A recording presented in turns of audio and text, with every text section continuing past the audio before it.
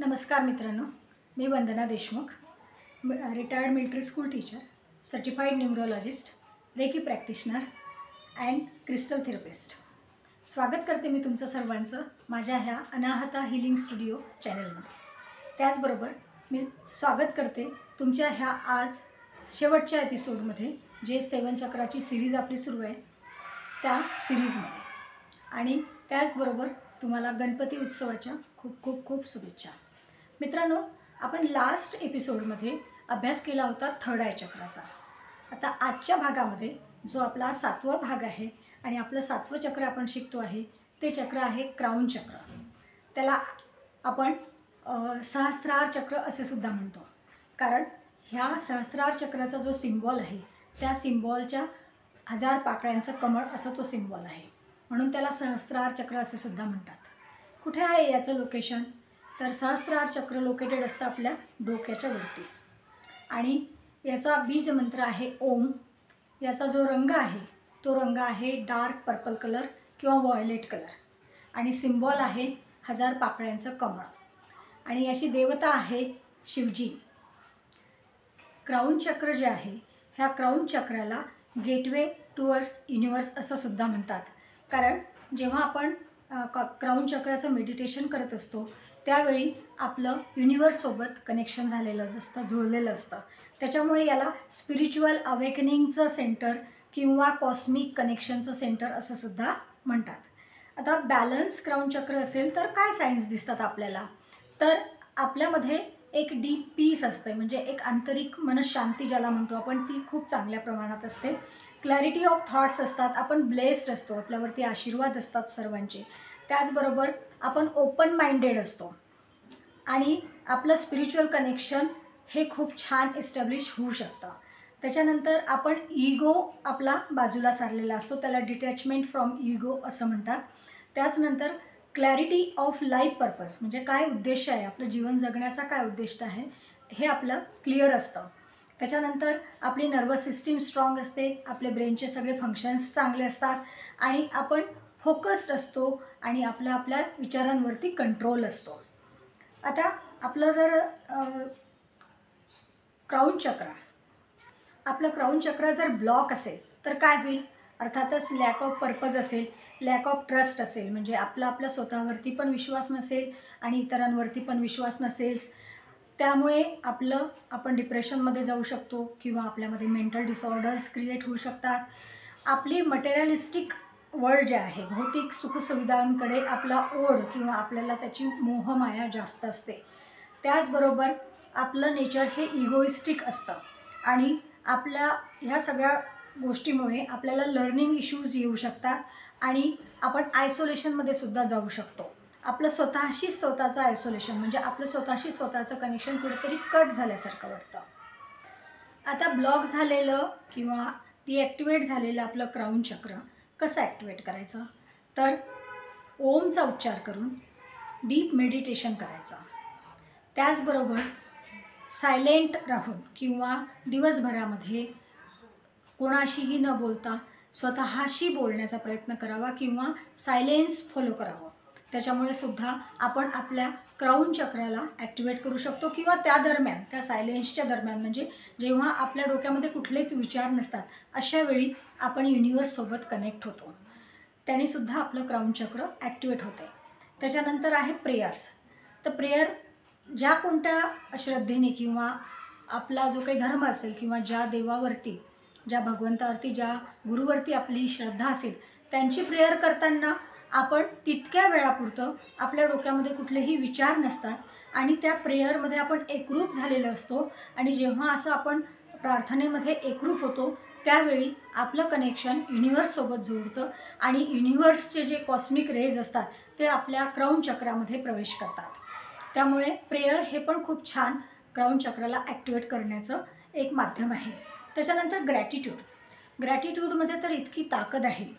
आपल्याला जन्म देणाऱ्या आईवडिलांचे आभार मानण्यापासून ते आज आपल्या आयुष्यामध्ये जे काही मिळवलेलं असेल, स्वतः जे काही अचीव केलेलं असेल, आणि जे आपल्याला ब्लेसिंग्सनी मिळालेलं असेल, त्या सर्वांबद्दल आपण आभार व्यक्त करणे, धन्यवाद व्यक्त करणे, ही सगळ्यात मोठी एक प्रार्थना आहे किंवा ते सगळ्यात मोठं आपलं एक जीवनमूल्य आहे, ते सर्वांनी अंगीकारायला पाहिजे. त्यामुळे सुद्धा जे जे काही मिळालं असेल त्याच्यासाठी युनिवर्सचे आभार मानल्याने सुद्धा आपलं क्राऊन चक्र स्ट्रॉंग राहतं, ॲक्टिवेट राहतं. त्याच्यानंतर योगामध्ये शीर्षासन, त्याच्यानंतर पद्मासन, म्हणजे मेडिटेशनच्या वेळी पद्मासनामध्ये बसलं तरी तो योगा पण होतो आणि मेडिटेशन पण होतं. त्याच्यानंतर क्रिस्टल्स मी सजेस्ट करेल इथे. क्लिअर क्वार्ट्स, ज्याला मास्टर क्रिस्टल असं सुद्धा म्हटलं जातात, सेलेनाईट आहे.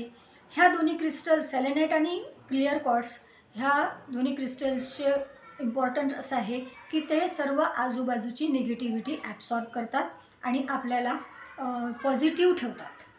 त्याचबरोबर ॲमेथिस्ट, जसं मी 3rd चक्राच्या वेळी पण सांगितलं होतं की ॲमेथिस्ट हे जे क्रिस्टल आहे हे आपल्याला युनिवर्ससोबत कनेक्ट करतं किंवा आपलं मेडिटेशन जे आहे हे डीप मेडिटेशन ते क्रिस्टल परिधान केल्याने होतं.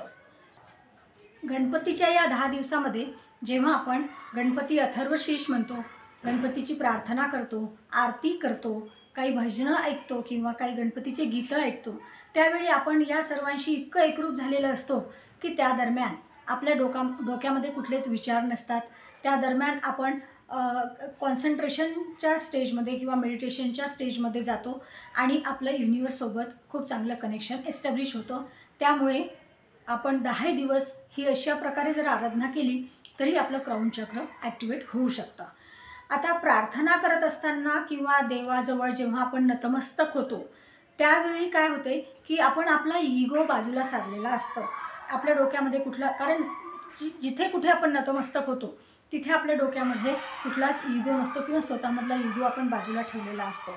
ह्यामुळे काय होते, ही जी काही स्टेज आहे ही स्टेज आहे फार कमी सेकंदाची ही स्टेज असते, पण याच स्टेजला आपण युनिवर्ससोबत कनेक्ट झालेलं असतो आणि युनिवर्सचे जे कॉस्मिक रेज आहेत ते कॉस्मिक रेज आपल्या क्राऊन चक्रामध्ये एंट्री करतात. आणि अशा वेळी, नेमक्या ह्याच वेळी जर एखादं मागणं, एखादी आपली इच्छा आपण गणपती बाप्पाजवळ जर बोलून दाखवत असू किंवा मागत असू तर तो मॅसेज डायरेक्ट युनिवर्सकडे जातो आणि गणपती बाप्पा तिथून आपल्याला तथास्तु म्हणत असतात किंवा ज्याही कोणा देवाची आपण आराधना करत असतो ती शक्ती, ती जी ब्लेसिंग पॉवर आहे ती आपल्याला तथास्तु म्हणत असते आणि आपलं इच्छापूर्ती होत असते. याला मॅनिफेस्टेशनची प्रोसेस असं सुद्धा म्हणतात. आणि ह्याच वेळी आपलं क्राऊन चक्र हे ओपन असतं आणि जेव्हा क्राऊन चक्र ओपन असतं तेव्हा युनिव्हर्सल रेज किंवा कॉस्मिक एनर्जी ही आपल्या क्राऊन चक्रामध्ये एंट्री करते. क्राऊन चक्रामधून 3rd आय चक्रामध्ये आणि तिथून आपल्या रूट चक्रापर्यंत ती जात असते आणि ही एनर्जी जेव्हा फ्लो होते तेव्हा ही प्रत्येक चक्राला सुद्धा हील करत जाते.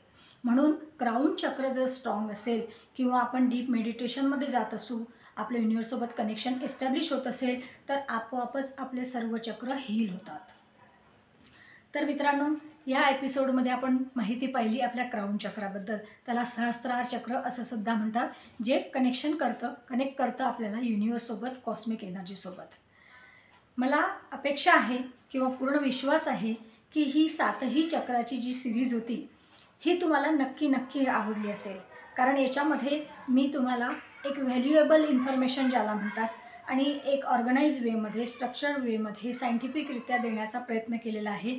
त्यामुळे तुम्हाला ही नक्की आवडली असेल. तर तुम्ही पण तुमचा ही सर्व सिरीज बघून एका चक्राचा अभ्यास करून त्या चक्राचा बीज मंत्राचा उच्चारण करून तुम्ही तुमची मेडिटेशनचं जर्नी सुरू करू शकता. किंवा आता येणाऱ्या काही दिवसामध्येच मी एक छान स्ट्रक्चर्ड असा सिलेबस तयार करते आहे. 7 चक्रा बॅलन्सिंगचा कोर्स तयार करते आहे आणि तो कोर्स मी जेव्हा लॉन्च करेल तेव्हा अपेक्षा आहे की तो तुम्ही जॉईन कराल आणि त्याचा तुम्हाला खूप फायदा होईल. मित्रांनो, व्हिडिओ जर आवडला असेल तर लाईक, शेअर आणि कॉमेंट करा. माझ्या चॅनलला सबस्क्राईब करा आणि बेल आयकॉन दाबा. तुम्ही शेवटपर्यंत माझे व्हिडिओ पाहिले, तुम्ही मला प्रोत्साहन दिलं, माझ्यासोबत कनेक्टेड राहिले, मला एक एनर्जी मिळाली आणि आपली ही बघता 7 चक्राची सिरीज पूर्ण झाली. असंच नवनवीन व्हिडिओज किंवा नवनवीन सिरीज मी आणण्याचा प्रयत्न करणार आहे आणि तुमच्यापर्यंत पोहोचवण्याचा प्रयत्न करणार आहे. त्यामुळे माझ्याशी कनेक्टेड राहा, मला फॉलो करा, माझ्या चॅनलला सबस्क्राईब करा. Thank you, thank you, thank you. आणि परत एकदा तुम्हाला गणपती उत्सवाच्या खूप खूप खूप शुभेच्छा. गणपती बाप्पा तुम्हाला बुद्धी देवो, तुम्हाला आरोग्य, ऐश्वर्य, दीर्घायुष्य देवो, धनसंपत्ती देवो, तुम्हाला नेम फेम प्रॉस्पेरिटी सर्व काही देवो. थँक्यू.